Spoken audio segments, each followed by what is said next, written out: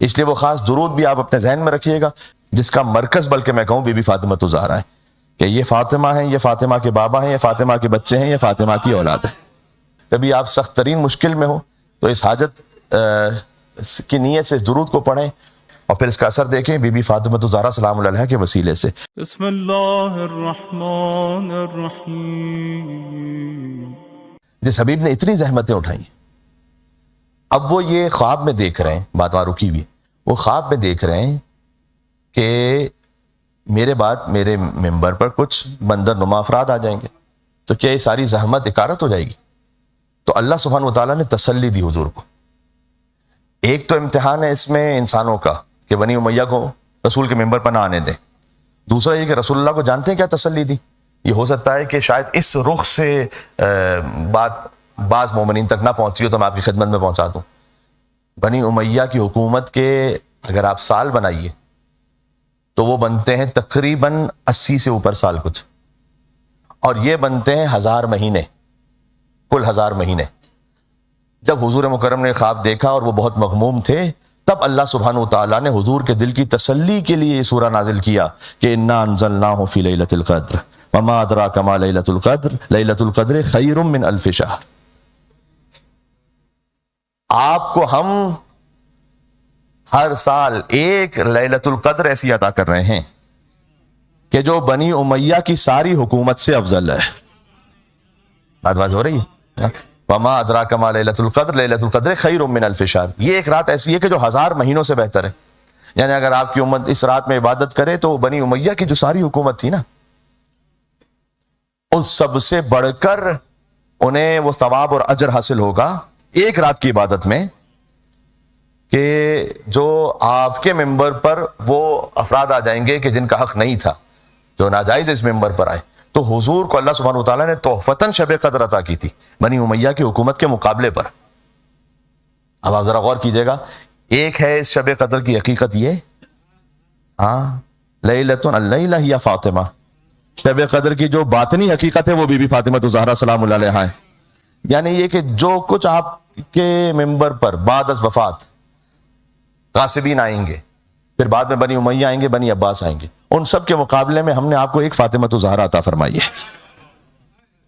یہ جو be be Fatima الزہرا سلام اللہ علیہا، ان کی نسل سے ہم نے انا اعطیناک الکوثر، ایک ایسی نسل عطا کی ہے کہ جو قیامت تک جائے گی، اور وہ جو نسل ہے اس پہ اللہ سبحانہ وتعالیٰ نے ایسی برکت عطا فرمائی کہ سادات کرام ساری دنیا میں بھی موجود ہیں، اور اس میں ہدایت کی ایسی برکت عطا فرمائی کہ اب ہدایت چلے گی تو نسل فاطمہ الزہرا سلام اللہ علیہا سے۔ یعنی ایک بی بی فاطمہ وہ ہیں، ان کا وجود وہ ہے کہ جو بنی امیہ کے تمام ارادوں کو برباد کر دے، بنی عباس کی ساری حکومتوں کو تہس نہس کر دے، اس لیے کہ وجود بی بی فاطمہ الزہرا سلام اللہ علیہا وہ نور ہے کہ یہ قیامت تک ہدایت دیتا رہے گا۔ جو یہاں تک پہنچے گا وہ بنی امیہ کے شر سے بھی بچا رہے گا، اور بنی عباس کے فتنوں سے بھی بچا رہے گا، اور ان سے پہلے والوں سے بھی بچا رہے گا۔ بات واضح ہو گئی آپ کی؟ تو یہ ہے وہ حقیقت کہ ایک طرف ہے شجرہ مبارکہ جس کی بنیاد ہے بی بی فاطمہ الزہرا، جس کا مرکز بلکہ میں کہوں بی بی فاطمہ الزہرا ہے، کہ یہ فاطمہ ہیں، یہ فاطمہ کے بابا ہیں، یہ فاطمہ کے بچے ہیں، یہ فاطمہ کی اولاد ہے۔ کوئی بھی زندگی کا حصہ ذکر کرو، یہاں کوئی تخصیص نہیں ہے، کوئی استثناء نہیں ہے۔ ذکر و علی عبادہ، یعنی مولا علی علیہ السلام کے کعبے میں آمد کا ذکر کیجئے تو عبادت ہے، علی آغوش مادہ سے آغوش رسالت میں ذکر کیجئے وہ عبادت ہے، مولا علی نے آغوش رسالت میں آ کر آنکھیں کھولیں اور اس دنیا میں آنے کے بعد جو پہلا چہرہ دیکھا وہ چہرہ رسول تھا، وہ ذکر کیجئے وہ بھی عبادت ہے۔ علی بن ابی طالب علیہ السلام نے قرآن پڑھنا شروع کیا، قد افلح المؤمنون الذین هم فی صلاتهم خاشعون والذین هم عن اللغو معرضون۔ اب کہاں تک انسان کس تفصیل میں جائے۔ بہرحال بعض لوگ یہ کہتے ہیں کہ یہ کیسے ممکن ہے کہ یہ علی بن ابی طالب علیہ السلام دنیا میں آتے ہی قرآن کی تلاوت کر لیں۔ اسے شیخ طوسی علیہ الرحمہ نے معتبر کتابوں میں لکھا ہوا یہ کہ یہ واقعہ پیش آیا، یعنی تعجب کی بات نہیں ہے۔ مسلمان ماننے پر آئیں تو یہ بھی مان لیں کہ نبی کے ہاتھ پہ پتھر بول پڑتے تھے، نبی کے ہاتھ پہ پتھر کلمہ پڑھ لیں تو اس میں تعجب نہیں ہے، نبی کے ہاتھ پہ علی بولنے لگے۔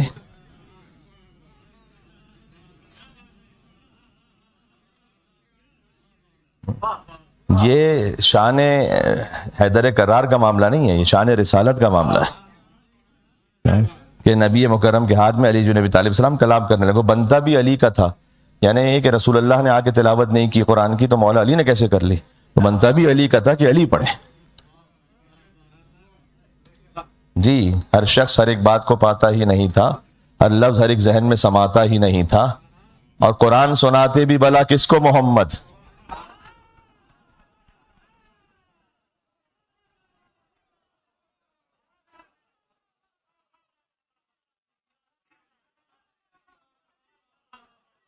آپ کے کیا کہنے؟ ہر شخص ہر ایک بات کو پاتا ہی نہیں تھا، ہر لفظ ہر ایک ذہن میں سماتا ہی نہیں تھا، وہ قرآن سناتے بھی بلا کس کو؟ محمد. وہ قرآن کسی اور کو آتا ہی نہیں تھا.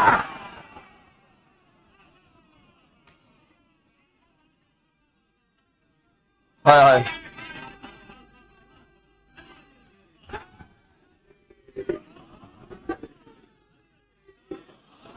یا علی اللہم صلی علی محمد وعلی محمد.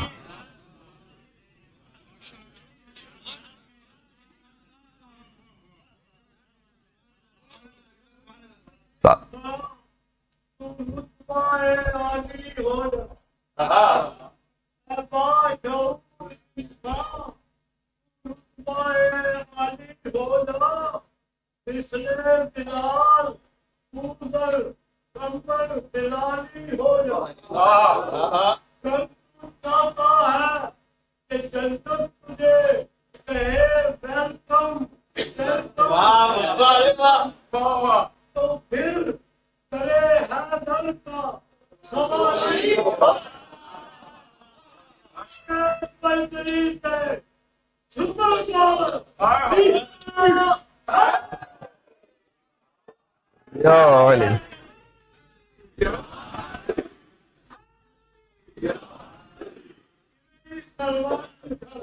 اللہ صلی علی.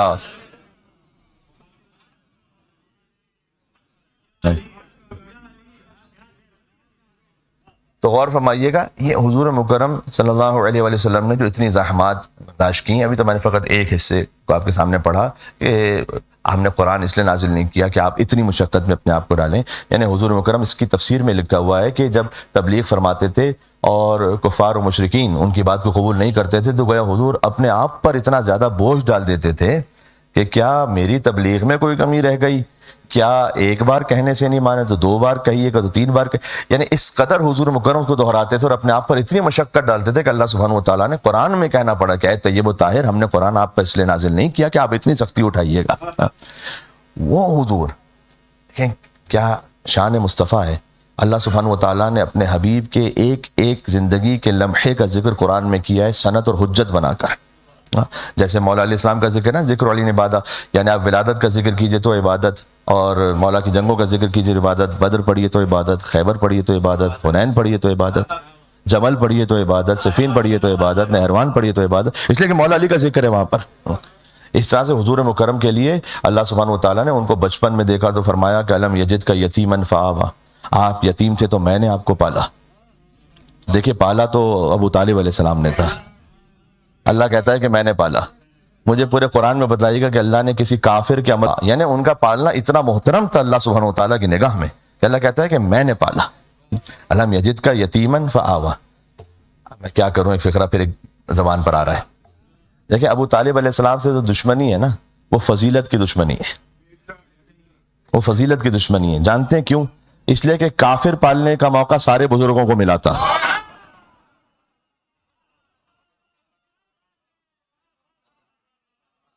پتہ نہیں کیا بات پہنچ رہی ہے. کافر پالنے کا موقع سارے بزرگوں کو ملا تھا. نبی پالنے کا موقع علی کے باپ کے علاوہ کسی کو نہیں ملا تھا.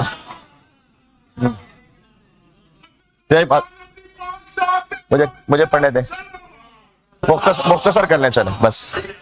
جس شخص کو عمران کا عرفان نہیں ہے، جس شخص کو عمران کا عرفان نہیں ہے، بچائے مسلمان، بچائے مسلح میں مسلمان نہیں ہے.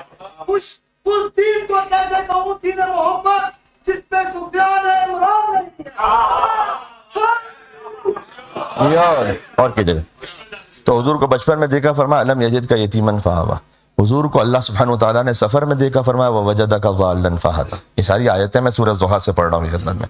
آپ سفر میں تھے، ہم نے آپ کی رہنمائی کا اہتمام فرمایا۔ حضور کو تنگ دست دیکھا، فرمایا وَوَجَدَكَ عَائِلًا فَأَغْنَىٰ۔ آپ تنگ دست تھے، میں نے آپ کو پالا۔ غنی ہوئے حضرت خدیجہ کے مال سے، اللہ کہتا ہے کہ میں نے غنی بنایا۔ کتنا پاکیزہ ہوگا حضرت خدیجہ کا مال۔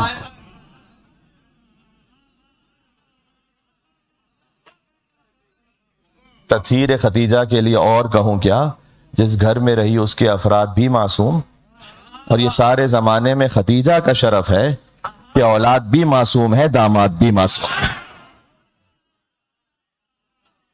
ہے۔ میرے ساتھ آپ دیکھیں، تمام ازواج رسول امہات المومنین ہیں، لیکن مومنین کی ماں ہونا اور ہے، اور فاطمہ کی ماں ہونا اور ہے۔ پہنچ رہی وَوَجَدَكَ عَائِلًا فَأَغْنَىٰ۔ آپ تنگ دست تھے تو میں نے غنی بنایا آپ کو۔ فَأَغْنَاهُ بِمَالِ خدیجہ۔ حتیٰ امام فخر الدین رازی نے لکھا اس بات کو کہ بی بی خدیجہ کے مال سے غنی بنے حضور مکرم۔ صدر اسلام کے ٹکڑے توڑنے والے اور دولت لے لے کر غنی اور مالدار بن جانے والے کچھ اور تھے، اور پوری امت کو اپنے ٹکڑوں پر پالنے والی فاطمہ زہرا کی ماں خدیجہ الکبریٰ وہ کچھ اور ہیں، کسی اور منزل پر ہیں۔ جی، حضور کے اخلاق کریمانہ کو دیکھا، فرمایا انک لعلی خلق عظیم۔ حضور کی رفتار کو دیکھا، فرمایا وما محمد الا رسول۔ اسوہ کامل کو دیکھا، فرمایا لقد کان لکم فی رسول اللہ اسوۃ حسنہ۔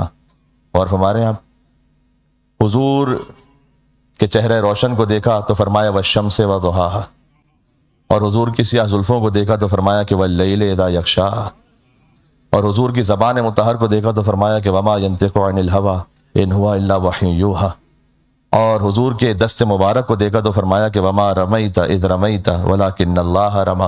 یہ کنکریاں جو پھینکی ہیں یہ آپ نے تو پھینکی ہی نہیں ہیں، جو آپ کے ہاتھ سے نکلا ہے وہ خدا کے ہاتھ سے نکلا ہے۔ حضور کے سینے مطہر کو دیکھا، فرمایا الم نشرح لک صدرک، اور حضور کی پشت مبارک کو دیکھا تو فرمایا ووضعنا عنک وزرک، اور حضور نے کچھ دیر کے لیے چادر اوڑھ لی تو فرمایا یا ایھا المدثر، اور کچھ دیر کے لیے کمبل کو اوڑھ لیا، فرمایا یا ایھا المزمل، اور حضور کے بیت کو دیکھا تو فرمایا کہ فی بیوت اذن اللہ ان ترفع ویذکر فیہا اسمہ، اور حضور کے اہل بیت کو دیکھا تو فرمایا کہ انما یرید اللہ لیذھب عنکم الرجس اہل البیت ویطہرکم تطہیرا۔ صلی علی،